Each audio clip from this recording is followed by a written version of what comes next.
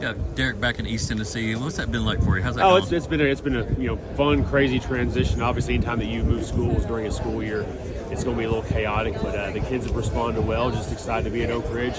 A lot of football tradition in the community. There's some high academic expectations in the school as well. So I feel like it kind of fits my my mindset, my criteria for what we want to be a part of, just in a community and school system. So just thrilled to death to be here and excited about getting this year cranked up. I know one of the things that was so intriguing about you as a hire that Joe Gaddis talked about was just about how you've won everywhere you've been. Yeah.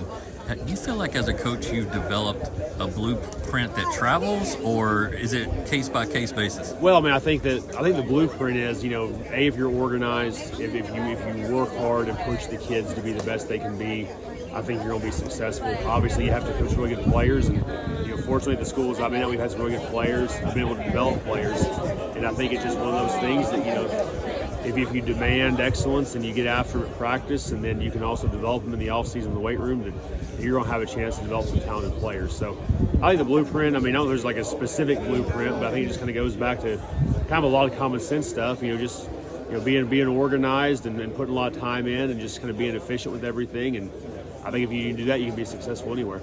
Last year, looking back to last year, I know you weren't there, but there were some transitions at quarterback, and where are you guys with that position now? And do you have a starter kind of in place? Well, I mean, we've not officially named a starter yet. We got a couple players battling out. I got a sophomore, Blaine Stansberry, got a junior, Life Goins. The one thing we like about both of them is they do have a good feel for the offense from a standpoint of what we're trying to do offensively, as far as getting calls out, communicating with the line, communicating with the receivers. Both guys can throw. Obviously, both guys can run, which to me is nice because you kind of have a dual threat element. So we're going to go into fall camp, battling it out and just kind of see where it goes. But we feel really excited about that position. Those guys have been doing quarterback school since February. So we've kind of gone in there. We've done a lot of stuff with on the whiteboard with going through different schemes and different reads and everything, and then went through a April period, a spring ball period. So we feel right now that those whoever earns that position is going to be super successful. And you talked about going place to place and inheriting some guys, and you got a couple guys over here that are really special football players. And how much of a luxury is that to have Brandon and Dozier back there as well? Yeah, it is. I mean, obviously, Brandon's kind of been a household name since his freshman year in East Tennessee. High-level player and very highly recruited player. So obviously, Brandon's been great. Just comes every day, works hard, tremendous practice player.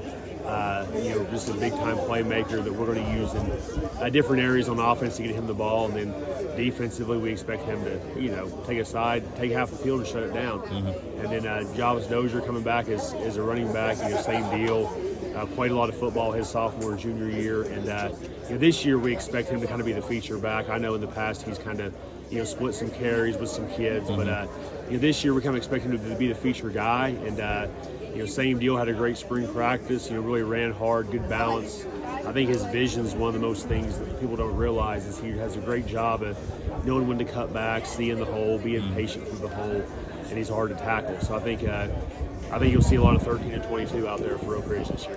Last year, Amani Rimmer was a kid who was really impressive speed-wise, and is he still at Oak Ridge, and kind of what does he look like now? Yeah, Monty, he's still at Oak Ridge. We've kind of transitioned him to a full-time receiver. Okay. But he's kind of bought into that, and that's because stylistically we kind of want to be in more 10-11 personnel. So we felt like that, they've kind of been some option in the past, but we want to kind of play with more receivers on the field. So, Monty's transitioned to receiver and had a really good spring, really good summer, and he can still run and sure-handed. So he'll be featured as well. Any player or two that could have breakthrough seasons that I could be writing about a lot this fall? Yeah, I mean, I think one player that's really stuck out to me just from an effort and enthusiasm standpoint, Price Davis, coming back at safety, maybe playing some receiver as well. He's obviously got a high motor on him. Really active.